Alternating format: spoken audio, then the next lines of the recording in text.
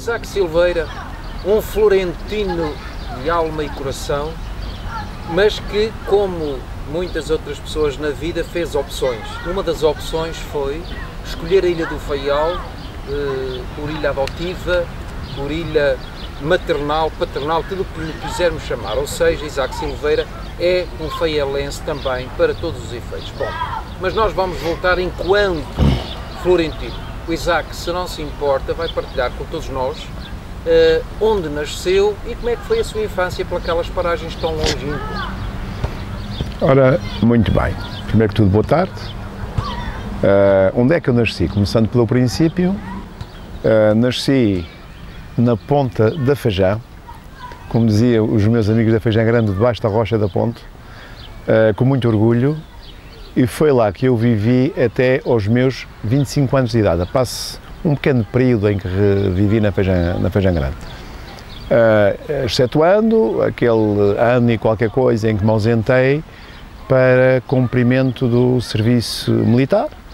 Isto na altura com os meus 21 anos, regressei um ano e meio, ou menos qualquer coisa mais tarde, e depois continuei por ali, então até aos 25 anos, à altura em que saí das Flores para a Escola Prática de Polícia, onde fiz o curso na altura designado de formação de guardas, e entretanto, quando regressei, tinha a ideia inicialmente de voltar às Flores, mas acabei por não fazê-lo. E acabei por não fazê-lo porque comigo havia um outro colega das Flores, chamado José Manuel Vieira, amigo não de infância, porque já o conheci, ele já era um adolescente, vindo, salvo erro, de São Tomé e Príncipe, após o 25 de Abril, mas que ingressou na PSP comigo.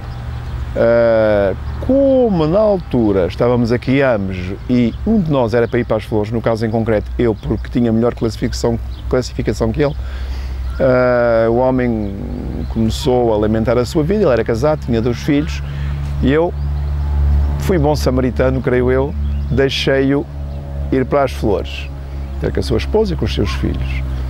Depois repensei e acabei por já não querer ir para as Flores. Porquê? Tive alguém que me aconselhou, concretamente um senhor chamado José Paulo Alves, que tinha sido o meu formador na escola prática e que inclusivamente era o meu diretor de turma e que me aconselhou a ficar por aqui porque talvez tivesse outras opções que não teria se tivesse ido para a Ilha das Flores. E pronto, acabei por cá ficar. Entretanto, conheci a minha atual esposa, casamos, daí vieram 2 filhos, cá continuo. Pronto, e sinto muito bem, aliás, se esta há bocadinho e bem, que era a ilha adotiva, costumo dizer que sou florentino por natureza e faialense por opção. Sinto muito bem com estes 2 amores, é como o Marco Paulo. Há uma canção que diz: "E o barco vai de saída". É verdade. E que estamos aqui assim junto ao mar e vai Exatamente. o barco de saída. Exato, mas continuando lá na Ilha das Flores, e há alguns dias já que o Isaac nasceu e viveu esse período. Há 60 anos. Há uns dias. Há 60 anos. E então, também eu sei que o Isaac frequentemente frequenta a Ilha das Flores. Sim. Para mais diversa ordem e natureza de assuntos. Bora, muito bem. Mas eu gostaria, todos nós gostaríamos, que o Isaac testemunhasse um pouco do que era a Ilha das Flores naquela altura. Naquela altura, para mim, a Ilha das Flores era o sítio melhor para se viver. Porque, apesar de tínhamos carências enormes, muito maiores que aquelas que existem hoje, mas como nunca tinha conhecido outro mundo, aquilo era perfeito. Nunca me faltou nada, felizmente, para viver, nunca me faltou comida, nunca faltou mais nada. Os divertimentos, mesmo quando não existiam, como hoje, naturalmente, mas nós conseguíamos inventá-los. E há bocadinho foi-me perguntado como é que ocupava o tempo, a infância, como é que foi. Lembro-me que muitas vezes uma simples bola de esferovite que encontrávamos, chamávamos o rolo, aqui chama-se o calhau, nós mais ou menos moldávamos aquilo, às vezes aquilo vinha com um formato oval, nós conseguíamos pôr aquilo mais ou menos esférica e entretínhamos a jogar a bola, eu e os meus amigos de infância, alguns deles ainda lá estão. E isto para nós era suficiente, fazíamos grandes partidas de futebol, às vezes arranjávamos as nossas motos com umas canas e com umas rodas. Normalmente eu quase sempre fazia de fora da lei, nunca queria ser da força da ordem. Tinha lá um primo, que ainda lá está, o Avelino, que hoje é uma pessoa elegante, na altura era assim um pouco mais forte, e como não podia correr muito, nós dizíamos, olha, o Avelino é o polícia. Porque ele não nos podia apanhar, a gente fazia das nossas, eu e mais outros amigos, e fugíamos. E pronto, e ocupávamos o tempo assim, de vez em quando umas escorregadelas, umas foladelas, de vez em quando um pontapé na bola aqui ao vidro, ou da casa do pai ou do vizinho, que era um problema muito sério, principalmente para comunicar isso ao pai. Tínhamos que começar sempre por dizer à mãe, que era mais, suavizava mais, e quando ele se exaltava, a mãe servia mais ou menos de almofada e a coisa passava, normalmente. O Isaac com certeza que se lembra da Ilha das Flores muito bem naquela altura, até porque foram 25 anos. O Isaac lembra-se daquele período um pouco constrangedor que foi o tempo do Salazar. Como é que se via isso lá? O Isaac lembra-se disso? Lembro-me perfeitamente, mas há aqui um pormenor que eu penso que é importante referir. Quando se deu o 25 de Abril, eu tinha 16 anos.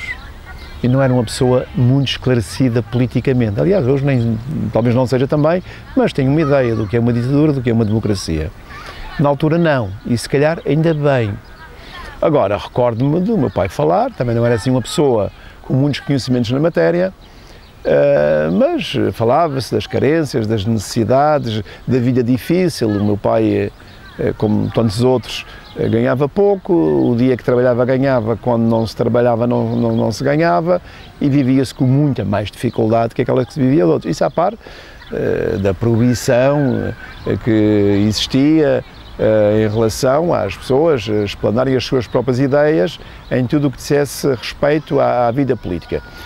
Felizmente, eu digo felizmente porque, de resto, se alguém tivesse essa ousadia, teria tido problemas. Eu tive um amigo, que era o padre José Soares, uma pessoa culta, e que mais tarde, quando eu cresci, já depois do 25 de Abril, foi-me abrindo os olhos e explicando qual era o regime em que vivíamos, o que era a PIDE, o que eram as prisões de Caxias, o que era a Ilha do Sal, o que era o Tarrafal e essas coisas todas. E aí, obviamente, que agora olho para trás e mesmo pouco tempo após o 25 de Abril, quando comecei a despertar um pouco para a nossa situação política anterior, de facto, via que aquilo era terrível. Eu penso que o que melhor nos aconteceu, enquanto seres humanos, enquanto cidadãos, quer se goste, quer não se goste, quer os nossos governantes sejam melhores ou menos bons, mas eu penso que a liberdade que é a coisa mais preciosa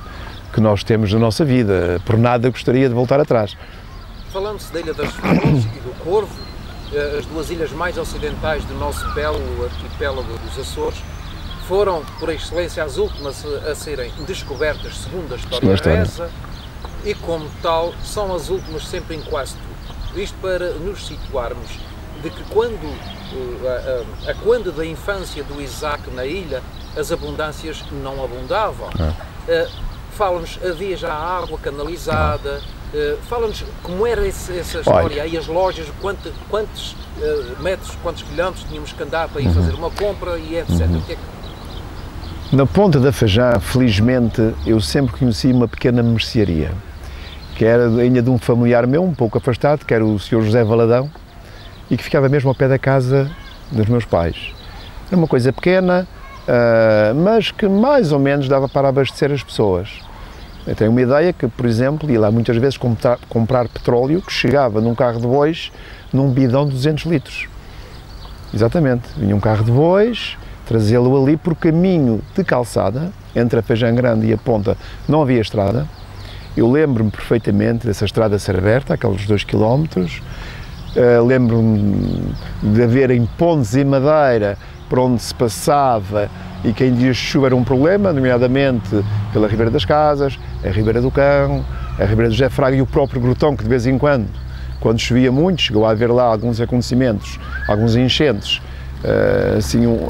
Pronto, recordo-me de quando era miúdo, ouvi falar que até houve pessoas que faleceram, houve uma pessoa que faleceu, a casa foi arrastada pelas águas, etc. Em relação à eletricidade, nem pensar. Aliás, eu fui criado na casa dos meus pais e, como eu, todos os outros ali na Ponta, Se não havia eletricidade, não podia haver mais nada, nem frigoríficos, nem tudo aquilo que depende de eletricidade. Não havia água, obviamente que também não poderiam haver casas de banho, não é? Não havia, telefone havia só na loja do Sr. Valadão, que era o posto do correio. E era um telefone que era necessário para falarmos, dar a manivela, que tinha lá, pronto, hoje sei que era ali um pequeno gerador, que fazia tocar a campainha do outro lado, e a telefonista do outro lado atendia e nós dizíamos o número para onde queríamos ligar. Sei que o posto de Correios da Feijão Grande era num estabelecimento que ainda lá existe, junto à igreja, do meu amigo Zé António, na altura era a avó, a senhora Dias, mais tarde a senhora Fátima, a mãe do Zé António, e que atendiam o telefone e que depois tinham que fazer a ligação, às vezes para fazer uma ligação da ponta da Feijão para a ponta da Algada, tinha que passar pelas Lajes, Feijão Grande, Lajes e Santa Cruz. Às vezes levávamos para aí 15 ou 20 minutos. Era uma coisa muito séria, muito séria. Mas íamos vivendo assim porque aquilo era normal. Nós nunca tínhamos conhecido nada diferente. Eu, pelo menos, não tinha, porque não tinha saído ali, a não ser quando era miúdo. Os meus pais viveram na terceira, eu tinha 2 anos, quando fui, regressei com 4, mas de pouco ou nada me lembro. De maneira que era normal e vivíamos felizes, com todas aquelas limitações. Há uma coisa que lá nas terras pequenas, não é só no Corvo e nas Flores, penso que um pouco de todas as ilhas, em que a religiosidade está sempre muito presente. Uma das coisas fica-se a dever exatamente ao isolamento, à falta de esclarecimento, à falta... Como é que eram as festas, como é que elas eram vividas, a festa do Espírito Santo, logo lá ao lado havia a Senhora do Carmo, depois mais ao lado a Senhora da Saúde e por aí fora. Como é que eram as vivências das famílias naquela altura? Essas festas eram vividas com muita intensidade, desde os avós até aos netos. Em relação à Senhora do Carmo, que é a imagem padroeira da Ponta da Feijão, digamos assim, aquilo era um acontecimento. Era naquela altura que vinham pessoas de várias freguesias e era habitual essas pessoas irem à festa e depois, no dia da festa, eram convidados pelas pessoas para ir almoçar. Vinha uma filarmónica, ou da Feijão, ou da Fazenda, porque haviam muito poucas na altura, e aquela missa, as pessoas caprichavam. Recordo-me quem chegou a vir um grupo coral da freguesia de Ponta Delgada que tinha uma qualidade enorme. O regente era o Sr. Paulo Lourenço, recordo muito bem disso. Foi a primeira vez que eu vi instrumentos de corda num grupo coral. Uma das pessoas que tocava, está lá nas Flores ainda, que é o professor Luís Alves, o seu pai, já falecido, e um outro senhor, que era o José Silva, que tocava muito bem no bandolim, também, infelizmente já falecido. Eles fizeram lá uma missa com uma solenidade enorme, enorme. Em relação às festas do Espírito Santo, o meu pai sempre foi um grande devoto do Espírito Santo até morrer, e aquilo também era um grande acontecimento. E claro, os filhos eram arrastados, mas iam voluntariamente, porque era aquilo que havia e que tornava o dia-a-dia diferente. Vivia-se com grande intensidade. Na véspera da festa havia sempre alguma música e um conjunto tocar, havia um bailarico e pronto, e as pessoas faziam daquilo um grande acontecimento, e se a freguesia A fazia bem, a B gostava de fazer pelo menos igual, ou melhor se possível, de modo que isto era vivido com muita intensidade, porque a religião estava muito presente naquela altura e era mesmo levada muito a sério. Ai daquele que não fosse à missa. Para deixarmos esta parte lá da infância do Isaac, falta-nos falar que é a situação económica. Nós não vamos falar nos dinheiros, mas vamos falar como é que era a sobrevivência das pessoas, porque em muitos casos aquilo já nem era bem vivência, era mesmo só uma sobrevivência. Sim. Quer dizer, íamos à terra fazer o alimento e dinheiro muita gente nem sequer tinha o privilégio de conhecer, certo?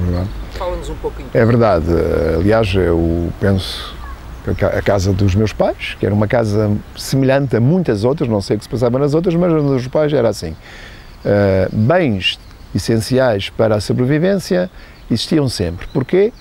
Porque cultivava-se tudo, desde o milho, à batata, o feijão e por aí abaixo.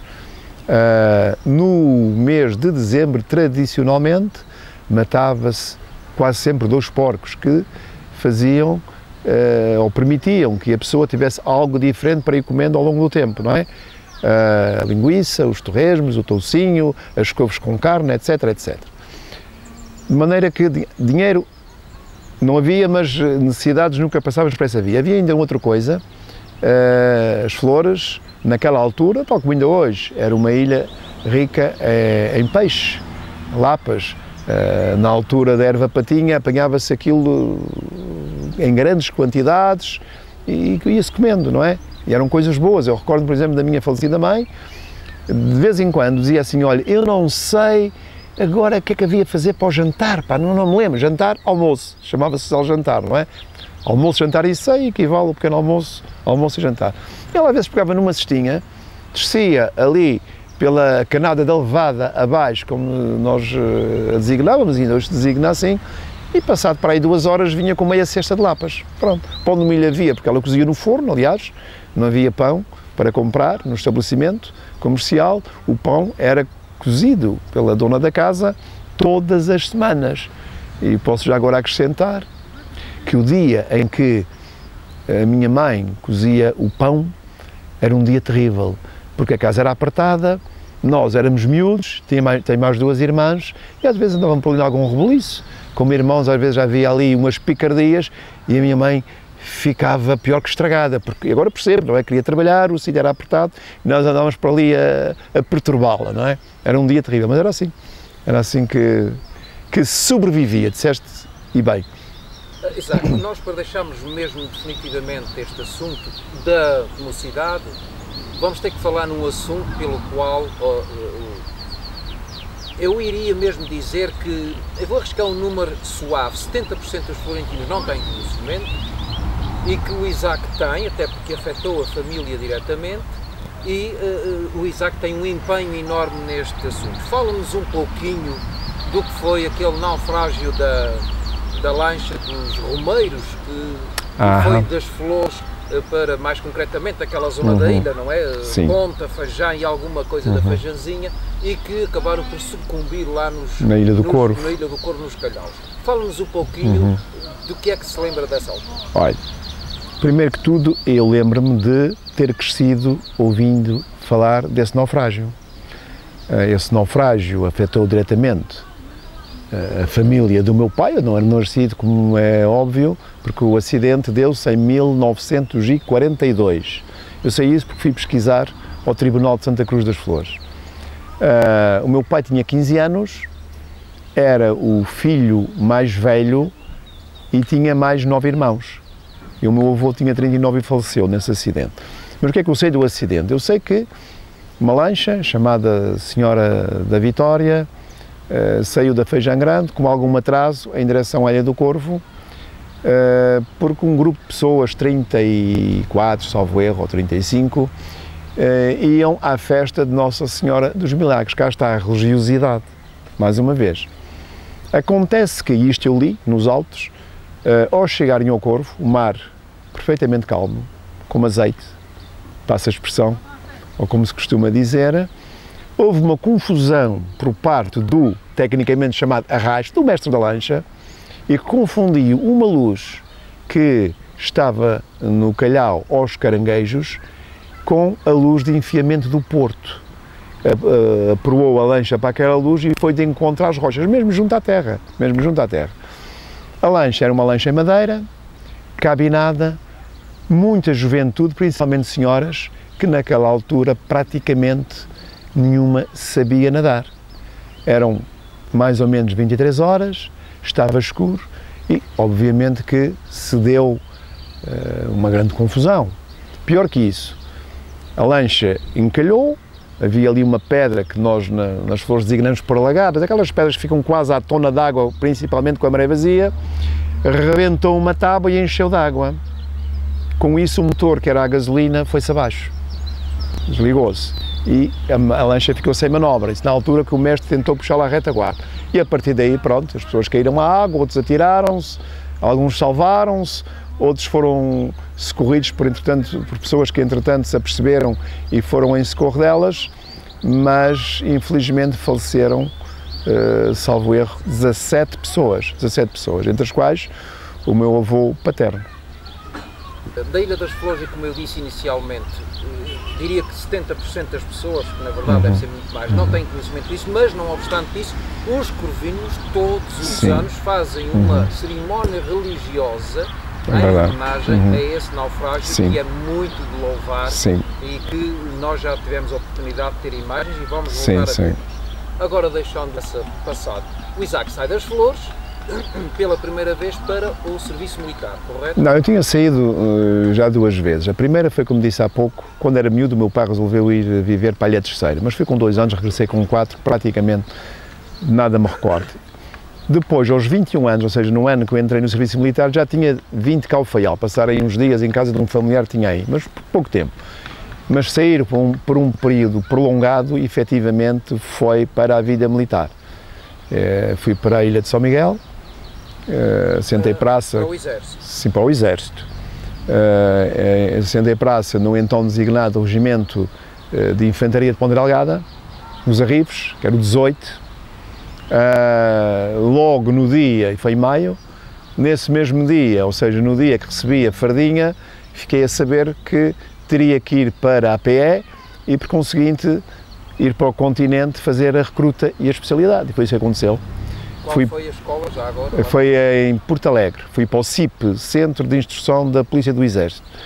Curiosamente, no segundo turno de 79, ou seja, maio, foi de maio a agosto de 79, foi a primeira recruta da Polícia do Exército dada ali, porque até aí tinha sido em Santa Margarida.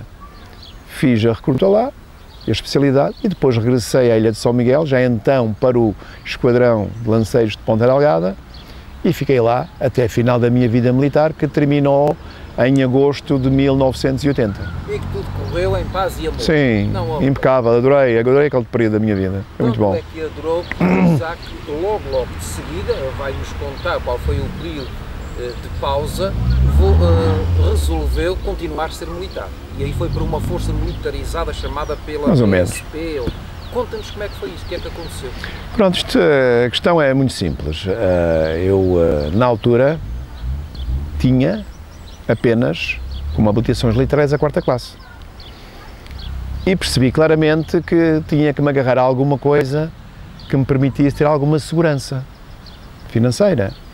Pronto, tinha várias opções, PSP, Guarda Fiscal, que ainda existia na altura, e ali nas Flores pouco mais haveria farleiro, etc. Acabei por concorrer à PSP e entrei em 1985, já com 25 anos de idade. Porquê? Eu tinha concorrido mais cedo, mas devido a um problema de saúde que desconhecia, apenas nas análises causou-me um pequeno problema, nada de grave, mas pediram novas análises. Na altura tínhamos voos 2 vezes por semana das Flores para o Faial, não fui informado atempadamente e acabei por ficar fora, não entrei. No ano seguinte, a mesma coisa, ou seja, novamente provas, mau tempo, como é habitual, não é? Ou era, pior ainda, nas Flores não consegui chegar a tempo de fazer provas, ou seja, tudo isso atrasou-me 2 anos, razão pela qual só consegui entrar para a PSP aos 25 anos de idade, mas foi muito tempo.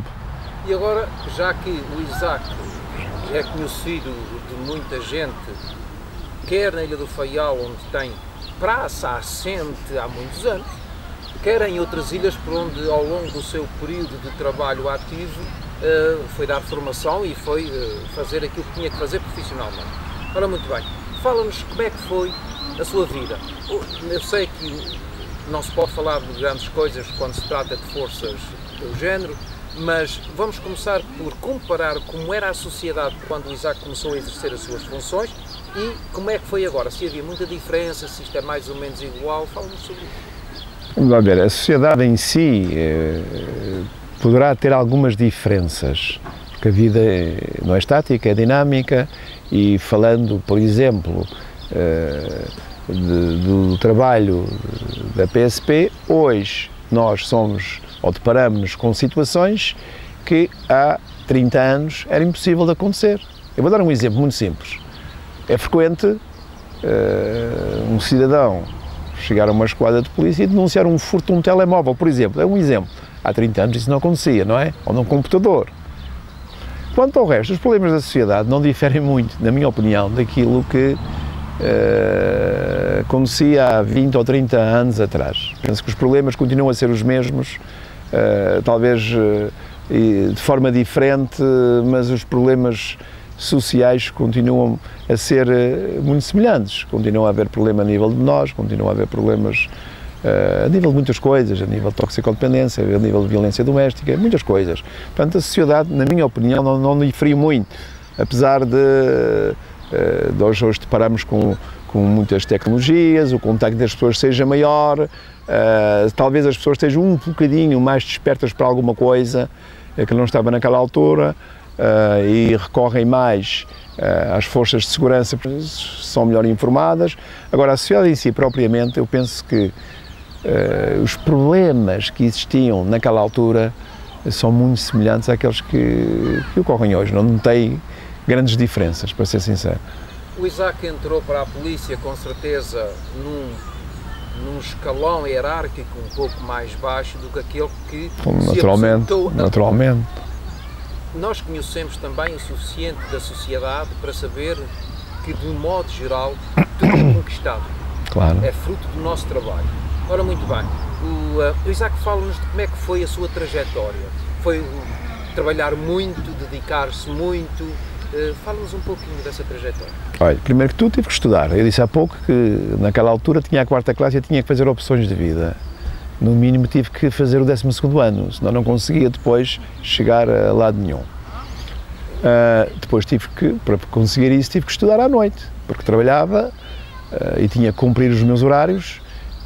No entanto, foi-me facultado, e aqui eu tenho que agradecer à instituição PSP, que me permitiu e que me concedeu facilidades para eu poder estudar, mesmo sem descurar os meus turnos de serviço como tinha que fazer. E depois, a partir daí, sempre que abria um concurso, eu teria que me preparar, tecnicamente, concorrer a esse concurso, que é sempre a nível nacional. Se ficar dentro dos números clausos que são pedidos para aquele curso, depois vamos frequentar o curso durante um ano letivo.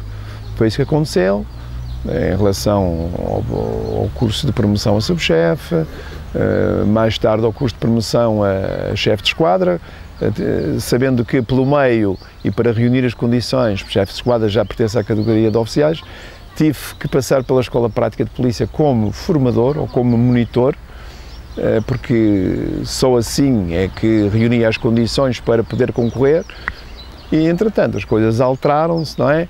E depois então a promoção, essa última, já foi para avaliação curricular, à categoria de comissário, mas obviamente que sempre a pessoa tem que estar com os olhos postos no patamar acima e tem que se empenhar, é como tudo na vida, não é só na profissão que eu exerci, como em todas as outras. Quem não se empenhar normalmente não passa dali. Eu talvez tenha sido um pouco ambicioso, não sei, no bom sentido, e nunca me conformei com aquilo que tinha, procurei ir o mais longe possível e pronto, e foi assim que eu mais ou menos passei os 34 anos e meio nesta instituição, que eu prezo muito e faço questão de deixar muito claro. É uma instituição que eu vou respeitar sempre até ao resto da minha vida. Neste momento, acho que podemos adiantar, o Isaac já está ou aposentado estou na pré-apresentação, desde o dia 2 de fevereiro deste ano. Okay, desde o dia 2. Nós vamos agora deixar ficar isto, vamos continuar a vasculhar um pouco da vida do Isaac Silveira, que nos vão ver e ouvir, vão achar muito interessante. Ora, muito bem, o Isaac é muito conhecido, não só por prender e matar pessoas, não é verdade? Matar? Não me recordo. Mas porque o Isaac também virou a violador. Lá bem no passado o homem começou a entender, bem, eu vou ter que violar alguma coisa, mas desde quando é que o Isaac se começou a interessar mesmo pela música e por tocar instrumentos cordofónicos? Olha, o meu pai, à semelhança de quase todos os homens que casavam, mandou construir uma viola da terra. Só que eu só a conheci quando já tinha para aí os meus 7, 8 anos, em cima da cama, mas descolada, sem cordas, a precisar de uma profunda reparação. Até que um belo dia eu manifestei interesse em aprender alguma coisa e o meu pai mandou reparar a viola. Pronto, foi a partir daí. Comecei a tocar um bocadito. Entretanto, com os meus 16, 17 anos, num período em que vivi na Feijão Grande, aliás, como referi há bocadinho, um curto espaço de tempo, conheci lá outros amigos e lembramos-nos de formar um grupo coral na igreja paroquial da Feijão Grande. Recordo-me quem foram os primeiros músicos nesse grupo, para além de mim, o João de Freitas, infelizmente já falecido, e o Jaime Machado, que ainda vive lá, mesmo em frente à igreja. E isto advém de quê? Nós vimos o grupo coral da freguesia de Ponta Delgada naquela célebre missa na ponte, e aquilo ficou-nos no ouvido, instrumentos de corda, fica muito bonito. E pronto, um dia pela Senhora da Saúde lembramos de fazer um grupinho para abrilhantar as novenas, e a partir daí achamos que aquilo até tinha pernas para andar, muita juventude, juntámos-nos, continuamos com o grupinho e pronto, e o bichinho da música ficou.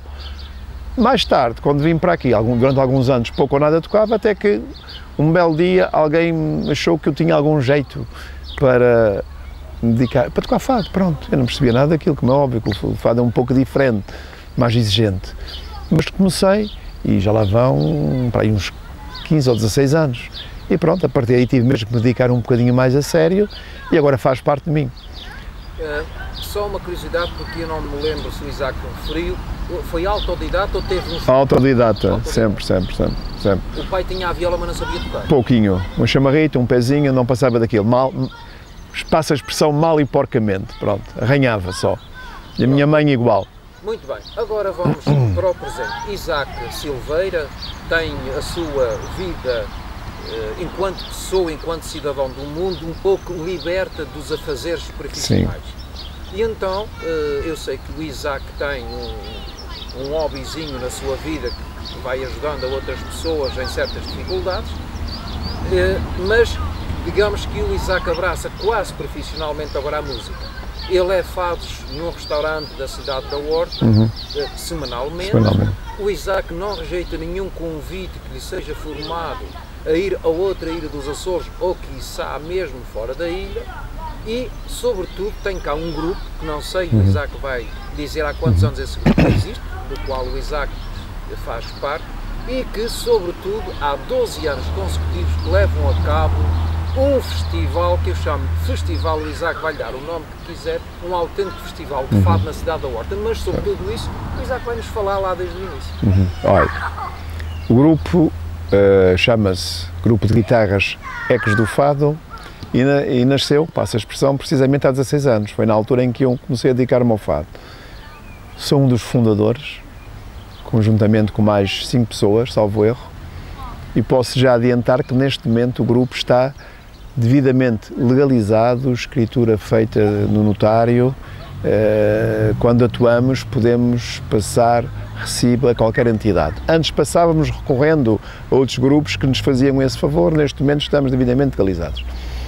E como é que o grupo começou a crescer? A mesma razão, na altura tínhamos aqui algumas pessoas, nomeadamente pessoas ligadas à estação Rádio Naval, que vindo de outras paragens já tinham cantado e tocado fado e que nos deram uma grande ajuda. Os primeiros ensinamentos vieram daí. Organizámo-nos com ensaios semanais e ao fim de pouco tempo começámos a ter as primeiras atuações públicas. Recordo-me que a primeira, se a memória não me falha, foi no Café Internacional e escusado será dizer que os dedos quase colavam às cordas, o nervoso miudinho era tanto que era difícil, mas pronto, a partir daí começamos, mais vezes foram surgindo novas vozes, até que em 2007 começou a surgir a ideia de nós juntarmos aqui estas 3 ilhas, designadas pelas Ilhas do Triângulo, Pico, São Jorge e Faial. E fizemos o primeiro encontro, em 2007. Em 2008 o segundo, e daí para cá nunca mais parámos. Ao fim de 2 ou 3 anos alargámo-lo às Ilhas, salvo erro, das Flores, não sei se da terceira, e continuamos por São Miguel, mas sempre perseguindo o sonho de um dia unir as 9 ilhas dos Açores pelo fado, o que nos parecia extremamente difícil. Há 3 anos conseguimos pela primeira vez, este é o terceiro ano consecutivo em que temos as 9 ilhas dos Açores a cantar fado, agora no próximo dia 28, ali no restaurante Barão Palace, que é que tem acolhido os encontros, à exceção do primeiro, todos os restantes. E cá caminhamos. Ora, muito bem, eu dizia no início a linha da nossa conversa de que era um festival de fado. As imagens que nós estamos a ver são nem mais nem menos do que referentes a esse festival que a organização diz que é o encontro de fadistas. Encontro de fadistas na Ilha do Faial. É o 12º. São estas imagens que nós estamos aqui assim a ver, que penso que me vão dar razão que são mesmo de um festival. Ora, muito bem. Mas eu também sei que nem sempre foi assim. Existem dificuldades financeiras, existe aquela confiança que a organização tem que conquistar junto às pessoas, quer as pessoas que vão assistir, quer aos patrocinadores, porque eu sei que isto tudo aqui é à Borlix. Mas o Isaac fala-nos sobre isso. Olha, nós, como é fácil de calcularmos, juntar fadistas de novilhas tem custos elevados. Este ano, pela primeira vez, até vai estar aqui uma fadista do continente, vem do Algarve, neste 12º encontro. Como é uma jovem, tem, salvo erro, 12 anos, é um talento, é uma promessa do fado, se calhar já uma certeza, terá que vir acompanhada por um dos progenitores, no caso em concreto, vem a mãe da rapariga. Isso tudo custa dinheiro porque as viagens aéreas não são propriamente baratas. Felizmente, cada ano que se passa, pelo menos nos últimos 3, 4 anos, temos tido mais facilidade em angariar patrocinadores do que propriamente antes dessa data. A maioria são privados, mas já existem entidades oficiais que se têm disponibilizado para ajudar. Juntas de freguesia, até a própria Câmara Municipal, a Urborta. Com aquilo que é possível, nós também não queremos muito, é só que as despesas sejam satisfeitas, porque não podemos ficar com dívidas como é natural, mas temos tido algumas facilidades, as pessoas aderem, os patrocinadores, o público. Aliás, vamos ter a oportunidade de ver no sábado uma sala cheia. Eu acredito que a partir da amanhã é quinta-feira, que quem não marcar já não vai ter lugar, porque ontem a sala estava quase repleta. Seria bom o Isaac só dizer-nos agora o número de pessoas que a sala leva. A sala foi projetada para 400 pessoas. Como são mesas redondas, leva um pouco menos, mas cerca de 350 pessoas vão estar lá garantidamente a assistir ao espetáculo. É uma moldura humana extraordinária. Essas imagens lindas da organização e de quem vai operar a sala, estamos a ver essas imagens, daí eu gostar muito deste festival, da organização, da eficácia. Aliás, não fosse o Isaac que tem sido modesto, porque ainda não disse abertamente, mas é do Isaac e de mais um senhor que vai ser o Isaac a dizer a responsabilidade desta organização. Não é propriamente só minha, é minha e do meu colega, o António Dias, que desde há meia dúzia de anos esta parte temos vindo a trabalhar em conjunto, e enquanto as coisas se mantiverem assim, pensamos ambos que é melhor continuarmos assim.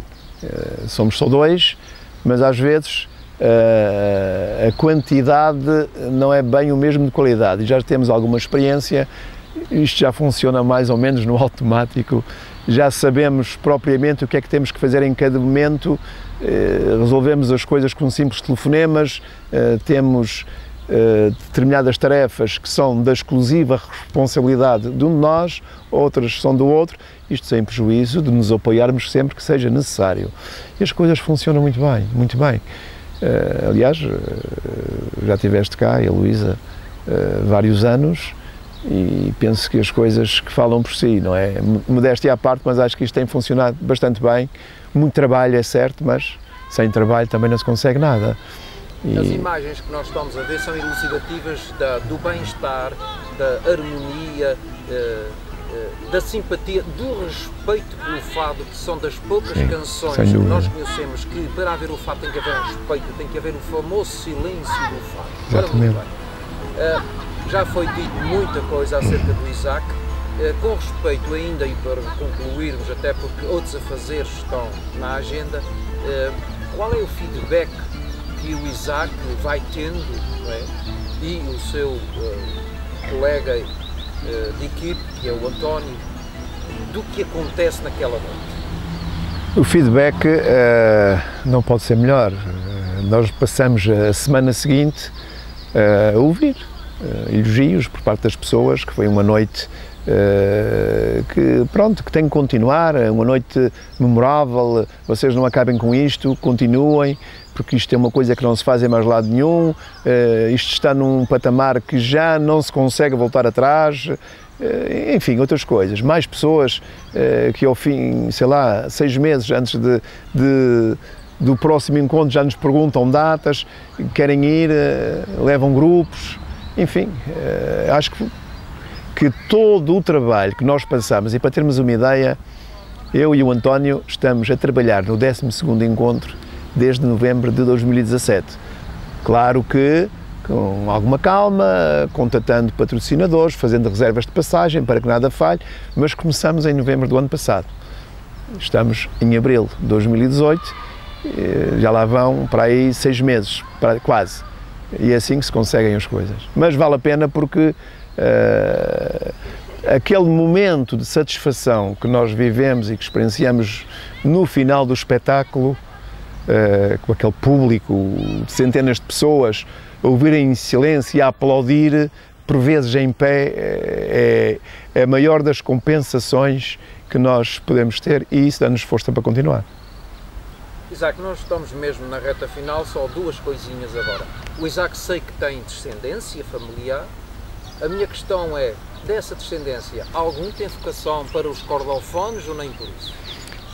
O meu filho mais velho já tocou num grupo quando era adolescente e até se desenrasca muito bem em instrumentos de corda, mas não está muito voltado para aí. Pode ser que venha um dia.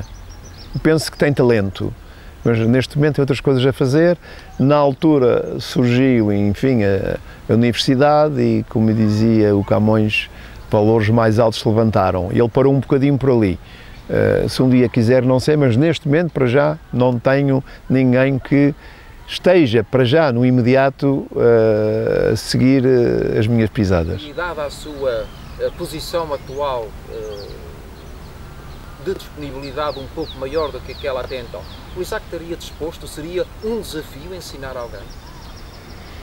Eu nunca pensei propriamente nisso e também não sei se teria uma grande apetência para ensinar, não sei, aquilo se calhar obedecem a regras e a técnicas que eu desconheço. Uma coisa é executar, outra coisa é ensinar. Nunca pensei nisso muito sinceramente, mas poderia ser uma hipótese, a pensar no futuro. Agora, aquilo que eu faço, sempre fiz na vida, quando me meto em alguma coisa, eu gosto de cumprir regras e fazer um trabalho com alguma qualidade. Eu sei que já pesquisei alguns professores de guitarra portuguesa e de viola, existem determinadas metodologias que são a base e eu penso que quem quer aprender bem, que deve recorrer a esses métodos. Hoje em dia está tudo disponível online e de facto são metodologias que eu desconheço.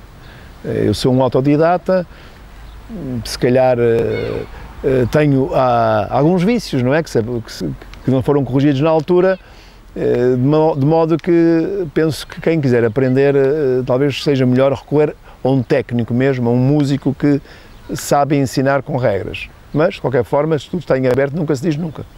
E pronto, agora sim, é mesmo a última questão, que não é bem uma questão, eu sempre deixo ficar no final, para além dos agradecimentos, e ao Isaac, como sendo um florentino, com muito orgulho, um pouco mais gordo, não é? Eu pedi então sempre para que a pessoa, se quisesse deixar ficar ou uma mensagem, ou um apelo, ou uma observação, um pedido para quem nos vai ver e ouvir, um conselho, sei lá, algo que pudesse ajudar a todos nós nesta nossa caminhada pela vida. Bem, o que eu posso dizer é que nada é impossível ao homem. Quando nós perseguimos um objetivo, normalmente conseguimos.